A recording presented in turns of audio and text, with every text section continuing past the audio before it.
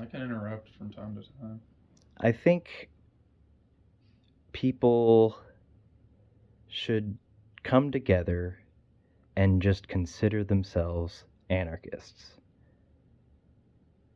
Because if you move away from the identity politics of everything and you try to present a solution to it, it's easy to find yourself looking into anarchism because it's a common ideology.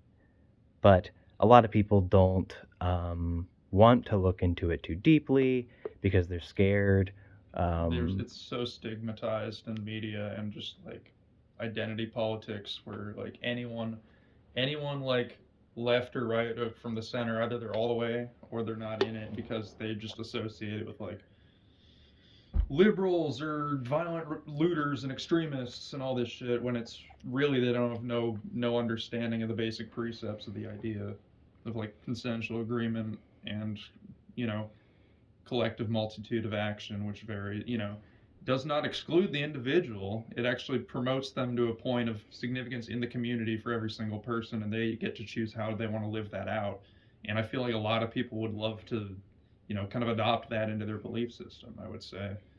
As if only as a principle, if maybe they're limited in their action, it just makes sense as the default form of resistance to capitalism and colonialism and all this Yeah, other shit.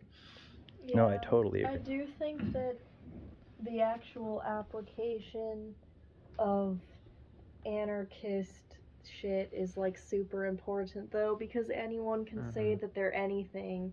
Like, it's so important that they actually actively look at everything they do in their life as trying to further anarchist shit. And that doesn't mean that it has to be some grand scheme bullshit. It literally means if you have some money in your pocket and you see a homeless person in the street, you can give it to them or whatever. Like, it's about just trying to approach your interactions with people, the world, nature, etc., with the idea that you are not better than anyone else and no one else is better than you, and that everything and everyone should be treated with respect unless they're like Nazis and they are hell bent on doing the opposite of that.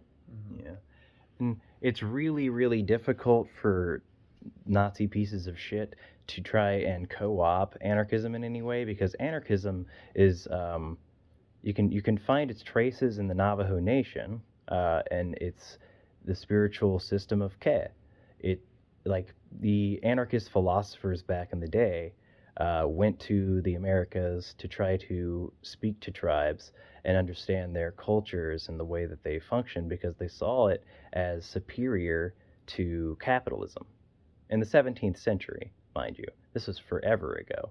They figured it out back then, but we've been writing this for some reason since. And indigenous tribes, like, they certainly know what's up. My dad was Navajo, fully Navajo, and like the Navajo Nation treats like social behavior as a means of trying to do what's best for the whole in every given instance. Because when you really try to break it down, anarchism and pantheism derived from the same place, and it's a system of understanding the people around you so that you can understand yourself better, and also treating people around you as if they are you because we all are. We're all one thing, but we're all also individual in our experiences as humans. We all derive from the same place. We all come from nature. We are a part of nature. But it's it's hard to facilitate that belief in people. Um, it's hard to break people out of religious beliefs, especially. Yeah, I would say so. And like, you take an analytical approach to a lot of these like fundamental religious institutions. They're all the reason why it's such a leap, and it's been so ingrained in every aspect of like Western society, at least, is this idea of shit. Well, I mean, it's Wait. okay. This idea of fundamentalism tied to property. That's where the idea comes from. Every priest class that has wanted to, exploit their form of power, like steal gold from the Americas, or commit whole genocides, kill thousands of people, burn heretics.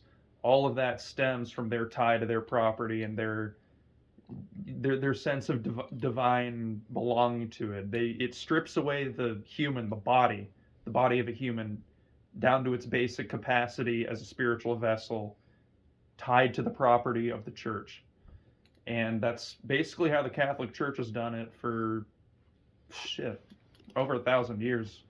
It's a form of fundamentalism where it's like things aren't spiritual significance is not taken as an inherent thing that is They block it out. they block it out. It's not something you can experience unless you're using like the clergyman as the conduit for it, and you can't have your own spiritual experience. You need to entrust that in some afterlife, because we're exploiting your lives right now. We're tied in with the state and the economy, but with other fundamentalist traditions, in order to rob you and extend your subservience on the promise of some spiritual enlightenment when you die, which is terrible. It's really sad.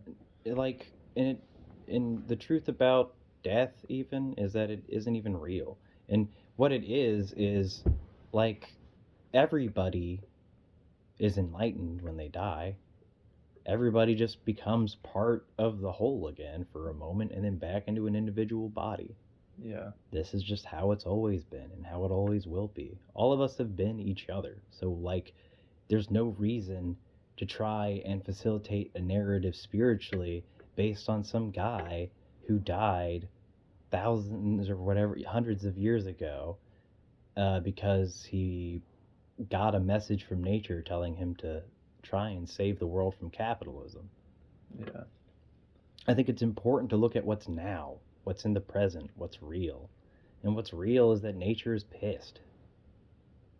And nature's solution, at least as I can understand it, is for us to come together with a real simple narrative, with something that really makes sense, a logical solution. No more liberal politics, no more liberals.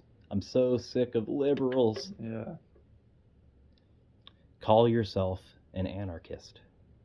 Do it.